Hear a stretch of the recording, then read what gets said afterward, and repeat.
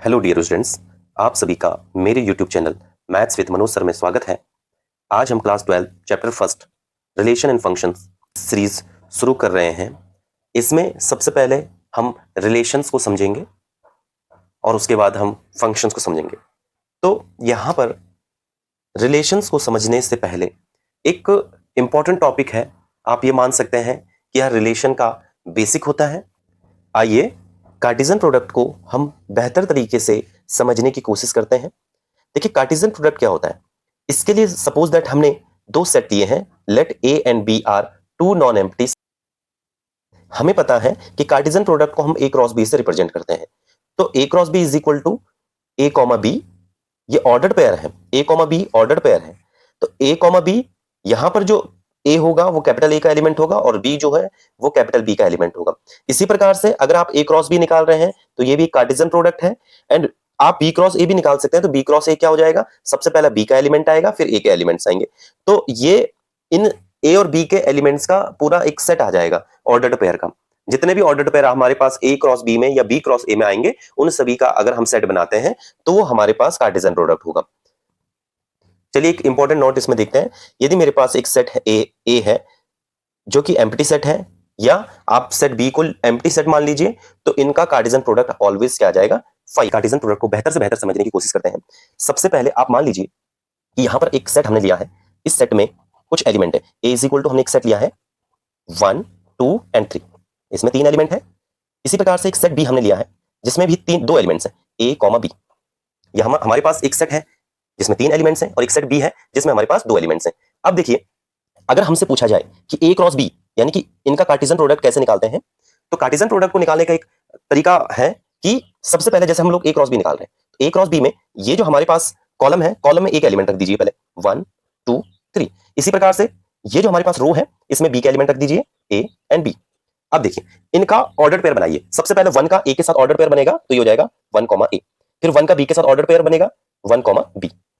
And फिर 2 का ए के साथ ऑर्डर पेयर बनेगा 2 कॉमा ए। 2 का बी के साथ बनेगा 2 कॉमा बी। इसी प्रकार से 3 comma A and 3 comma B. तो ये हमारे पास जितने भी ऑर्डर पेयर आए हैं, तो इनका अगर हम एक सेट बना लेते हैं, A comma 1 comma A 1 comma B 2 comma A 2 comma B 3 comma A 3 comma B. तो ये हमारे पास कार्टेशियन प्रोडक्ट निकला ए क्रॉस बी। इसी प्रकार से यदि अगर हमें बी क्रॉस ए निकालना हो, तो बी क्रॉस ए निकालने के लिए क्या करेंगे कि यहां पर हम सबसे पहले बी का एलिमेंट रख देंगे। देखिए यहां पर हम सबसे पहले बी का एलिमेंट रख देंगे, तो बी का एलिमेंट है ए एंड बी। इसी प्रकार से यहां ए का एलिमेंट रख देंगे। ए का एलिमेंट हमारे पास है 1 2 एंड 3। तो यहां पर सबसे पहले ए का हम 1 के साथ ऑर्डर पेयर लेंगे, तो A comma 1 A comma 2 A comma 3। इसी प्रकार से बी का B comma 1 B comma 2 and B comma 3। तो ये जितने भी ऑर्डर पेयर आए हैं, इनका हम सेट बना लेते हैं, A comma 1 A comma 2 A comma 3 B comma 1 B comma 2 B comma 3। आइए कार्टेशियन प्रोडक्ट को और अच्छे से समझते हैं। मान लीजिए हमारे पास एक सेट दे रखा है 1 2 एंड 3। यहां पर हमारे पास इसमें 3 एलिमेंट्स हैं और हमसे पूछा जा रहा है ए क्रॉस ए फाइंड आउट कीजिए। ए क्रॉस ए भी हम ऐसे फाइंड आउट करेंगे कि सबसे पहले हम यहां पर जो कॉलम है, यहां पर 1 2 3, इसमें भी ए का एलिमेंट रख देंगे। एंड रो में भी हम यहां पर लिख देंगे 1 2 3, इसमें भी हम ए का एलिमेंट रख देंगे। अब ए का एलिमेंट के साथ हम कार्टेशियन प्रोडक्ट निकालेंगे। तो सबसे पहले 1 के साथ ऑर्डर कर लेंगे, फिर 1 का 2 के साथ, फिर 1 का 3 के साथ, फिर 2 का 1 के साथ, 2 कॉमा 2 2 कॉमा 3। इसी प्रकार से 3 कॉमा 1 3 कॉमा 2 एंड 3 कॉमा 3। इस प्रकार हमने ए क्रॉस ए फाइंड आउट कर लिया है।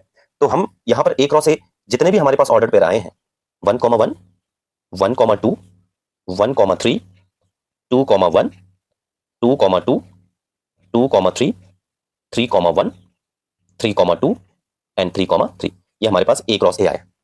इसी प्रकार से यदि हमें B cross B find out करना है, तो बी में हमारे पास एलिमेंट थे। तो इसी प्रकार से हमने क्या करना है, कॉलम में बी के कुछ बी के एलिमेंट रखने हैं, कॉलम में बी के एलिमेंट रखने हैं ए और बी, और रो में भी बी के एलिमेंट रखने हैं ए और बी, और इनका आपस में ऑर्डर पेयर बनाना है A comma A comma B comma A and B comma B. तो जितने भी हमारे पास ये ऑर्डर पेयर आए हैं, इनका अगर हमें सेट बनाना है, यदि हम इनका सेट बनाते हैं, तो ये हमारे पास बी क्रॉस बी निकलेगा। तो बी क्रॉस बी क्या निकला हमारे पास, A comma A comma B comma A and B comma B. तो ये हमारे पास कॉन्सेप्ट था कार्टेशियन प्रोडक्ट का। आइए अब हम रिलेशन के कॉन्सेप्ट को बहुत अच्छी तरीके से समझेंगे। इससे पहले हम डेफिनेशन देखते हैं कि रिलेशन क्या होता है। तो यहां पर नोट करने वाली बात यह है कि रिलेशन को हम कैपिटल आर से रिप्रेजेंट करते हैं। तो आइए देखिए इसकी definition. Let capital A and capital B two sets, then a relation capital R from set A to set B is subset of A cross B. कहने का मतलब यह है कि मान लीजिए हमारे पास दो सेट्स हैं, एक सेट ए है, एक सेट ए है और एक सेट हमारे पास बी है। यदि अगर हमारे पास इन दोनों सेट के बीच में अगर हमने कनेक्शन लिया जो कि आर है, तो ये जो आर है ये हमारा रिलेशन कब कहलाएगा? जब ये आर ए क्रॉस बी का सबसेट हो। ए और बी दो सेट हैं, तो आर ए से बी में रिलेशन कहलाएगा जब आर ए क्रॉस बी का सबसेट हो। तो हम ये कहेंगे कि capital R is relation from A to B. इससे पहले हमने दो सेट लिए थे। मान लीजिए अगर हम एक ही सेट लेते हैं, तो अगर हमारे पास एक सेट है तो रिलेशन की क्या डेफिनेशन हो जाएगी? Let capital A B any set, then R relation capital R from set A to set A is a subset of A cross A. कहने का मतलब है कि यहां पर अगर हम एक सेट हमने लिया ए एक सेट है, एक सेट है और एक सेट ये भी ए है, ये सेट ए है और ये सेट ए है। इनके बीच में एक कनेक्शन है आर। ये कनेक्शन आर, ये जो आर है, यदि ए क्रॉस ए का सबसेट हो जाए तो हम ये कहेंगे कि capital R is relation from A to A. अब हम रिलेशन के कुछ एग्जांपल्स देखते हैं। यहां पर हमारे पास एक सेट दे रखा है 1 2 एंड 3, एक सेट भी है 4 5 एंड। यहां पर हमें 4 क्वेश्चंस दे रखे हैं, हमें यह चेक करना है कि इनमें से कौन रिलेशन है या कौन रिलेशन नहीं है। सबसे पहले हमें रिलेशन के लिए ए क्रॉस बी फाइंड आउट करना पड़ेगा। ए क्रॉस बी फाइंड आउट करेंगे तो ए क्रॉस बी हमारे पास हो जाएगा, पहले 1 का बी के सभी एलिमेंट के साथ ऑर्डर कर लेंगे, 1 4 1 5 1 6। इसी प्रकार से 2 4 2 5 2 6 एंड इसी प्रकार से 3 4 3 5 एंड 3 6। तो ये हमारा क्रॉस बी फाइंड आउट हो गया। अब यहां पर हम चेक करते हैं पहला जो R1 है। देखो R1, आप देखिए R1 में एलिमेंट क्या क्या है? 1 4 1 5 1 6। तो R1 रिलेशन कहलाएगा जब ये ए क्रॉस बी का सबसेट होगा। सबसेट का मतलब क्या है कि R1 के सभी एलिमेंट ए क्रॉस बी में बिलोंग करने चाहिए। अगर R1 के सभी एलिमेंट ए क्रॉस बी में बिलोंग कर रहे हैं तो R1 सबसेट होगा। तो देखिए आप 1 4, तो 1 4 भी है यहाँ पे, 1 4 भी है, 1 5 1 5 भी है, 1 6 1 6 भी है। यानी कि R1 के सभी एलिमेंट ए क्रॉस बी में है, तो हम कहेंगे कि R1 is subset of A cross B. अगर R1 ए क्रॉस बी का सबसेट है तो हम ये कहेंगे R1 is relation from A to B. ये हमारे पास रिलेशन कहलाएगा। इसी प्रकार से हम सेकंड वाला देखते हैं R2। R2 में देखिए एलिमेंट 1 5 1 5 यहां पर है, ठीक है, 2 4 भी यहां पर है, ओके, एंड 3 6 भी यहां पर है। तो ये R2 is subset of A cross B. R2 A cross B का सबसेट है तो R2 इज रिलेशन, ठीक है। इसी प्रकार से R3 चेक करते हैं। R3 में देखिए आप तीसरा पॉइंट देखिए, R3 में 1 4 भी यहां पर है, 1 5 1 5 भी यहां पर है, 3 6 भी यहां पर है, 2 6 भी ए क्रॉस बी में है, 3 4 भी ए क्रॉस बी में। इसका मतलब R3 is also subset of A cross B. अगर ये ए क्रॉस बी का सबसेट है तो ये भी हमारे पास रिलेशन कहलाएगा।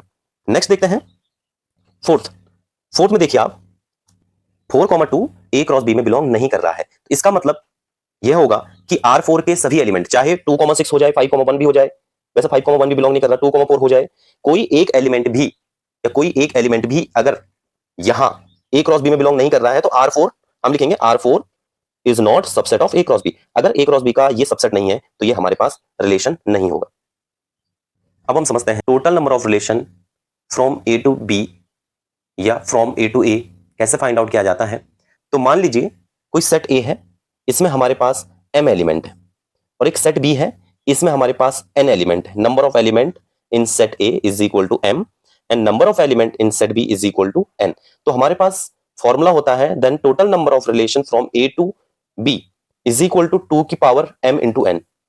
यदि अगर आपने सेम सेट में लेना है तो ये हो जाएगा 2 की पावर देखो ए में एलिमेंट m है और ए में ही एलिमेंट m है, ए में एलिमेंट m है तो यहां n की जगह भी m आ जाएगा, तो m into m, m square, यानी कि 2 की पावर m स्क्वायर हो जाएगा फॉर्मूला। तो देखते हैं कि एग्जाम्पल समझते हैं। देखिए लेट एक एग्जाम्पल हमारे पास है, मान लीजिए एक सेट है a इज इक्वल टू 1 2, एक सेट हमारे पास a इज इक्वल टू 1 2 है, तो यहां पर number of element in set a हमारे पास हो जाएंगे 2। इसी प्रकार से यदि हमारे पास एक सेट b है, इसमें हमारे पास 3 एलिमेंट है, हमारा 3 4 एंड 5, तो number of element in set b is equal to 3। अब यहां पर टोटल नंबर ऑफ रिलेशन निकालना हमने, total number of relation, total number of relation, total number of relations from a to b, total number of relation from a to b क्या हो जाएगा, formula हमारे पास होता है 2 की पावर mn। तो यहां पर देखते हैं हमारे पास हो जाएगा 2, m मतलब a में नंबर ऑफ एलिमेंट हो जाएंगे 2 इंटू b में नंबर ऑफ एलिमेंट हो जाएंगे 3, तो ये हमारे पास हो जाएगा 2 की पावर 6। तो मतलब क्या होता है, 2 को 6 टाइम्स तक हम मल्टीप्लीकेशन कर रहे हैं, 2 into 2 into 2 into 2 into 2 into 2, तो ये 6 टाइम तक हमने इसकी मल्टीप्लीकेशन कर दी, 6 टाइम तक इसकी मल्टीप्लीकेशन करेंगे तो ये 64 आ जाएगा। इसी प्रकार से एक नेक्स्ट एग्जांपल देखते हैं, मान लीजिए एक सेट लेट, एक सेट ए है, ये सेकंड एग्जांपल है, ये सेट ए है, इसमें हमारे पास 3 एलिमेंट्स हैं ए बी एंड सी, हमारे पास 3 एलिमेंट्स हैं, तो हमें टोटल नंबर ऑफ रिलेशन निकालना है, total number of relations from A to A से ए में निकालना है। तो यहां पर हमारे पास number of element in set A हमारे पास 3 हो जाएंगे, 3 एलिमेंट इसमें 1 2 एंड 3। तो यहां पर फॉर्मूला क्या हो जाएगा, फॉर्मूला हमारे पास हो जाएगा टोटल नंबर ऑफ रिलेशन के लिए फॉर्मूला हो जाएगा 2 की पावर m स्क्वायर।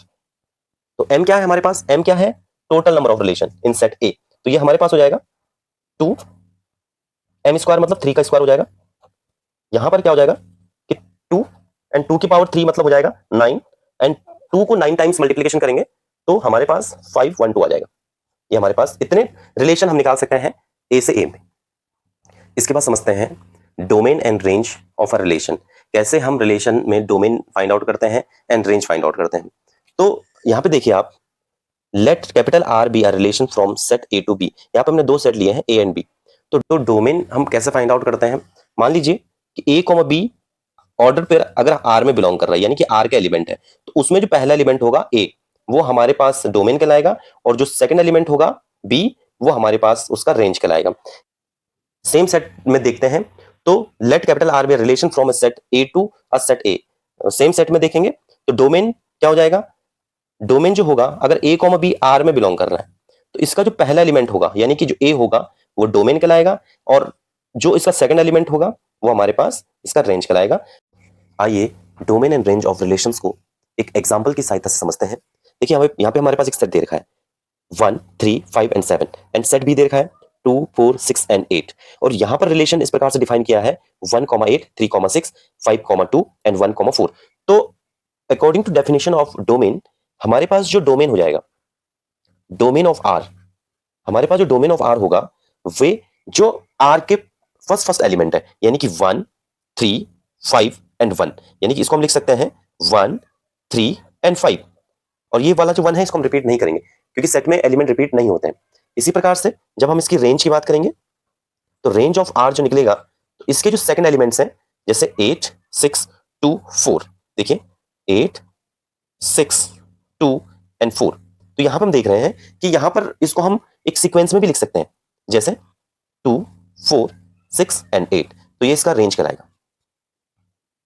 आइए एक दूसरे एग्जांपल की सहायता से डोमेन और रेंज को समझते हैं। यहां पर एक सेट हमें दे रखा है जिसमें 1 से लेकर 16 तक के एलिमेंट है, और हमारे पास रिलेशन आर डिफाइन कर रखा है इसी सेट में। तो यहां पर जो रिलेशन आर है उसमें वे एलिमेंट आएंगे जो इस कंडीशन को फॉलो करें। कहने का मतलब यह है कि आर में अगर हम एलिमेंट लेते हैं तो यहां पर जो पहले एलिमेंट का स्क्वायर सेकंड एलिमेंट के बराबर आना चाहिए, क्योंकि पहला एलिमेंट ए है तो हम 1 का स्क्वायर करते हैं, तो क्या 1 का स्क्वायर 1 के बराबर आता है, तो एक हमारे पास एक एलिमेंट ये बन गया। दूसरी बात, अगर हम 2 लेते हैं तो 2 का स्क्वायर 4 के इक्वल आता है, तो एक एलिमेंट हमारे पास ये हो गया। 3 लेते हैं तो 3 का स्क्वायर 9 होता है, तो एक एलिमेंट ये हमारे पास हो गया है। उसके बाद अगर 4 लेते हैं तो 4 का स्क्वायर 16 होता है, तो ये भी आर में बिलोंग करेगा। लेकिन हम अगर 5 लेते हैं तो 5 का स्क्वायर 25 होता है, ये इस सेट में बिलोंग नहीं करता है, तो हमारे पास आर यहीं तक आ जाएगा। तो इसका जो डोमेन है, डोमेन ऑफ आर जो होगा, इसके जो फर्स्ट एलिमेंट है 1 2 3 एंड 4, तो ये इसका डोमेन आ जाएगा 1 2 3 एंड 4। एंड सिमिलरली अगर रेंज की हम बात करते हैं तो रेंज ऑफ आर जो हमारे पास आएगा, तो इसके जो सेकंड एलिमेंट्स हैं 1 4 9 16, तो हम लिखेंगे 1 4 9 एंड 16। तो ये इसका रेंज हम इस प्रकार से फाइंड आउट कर सकते हैं।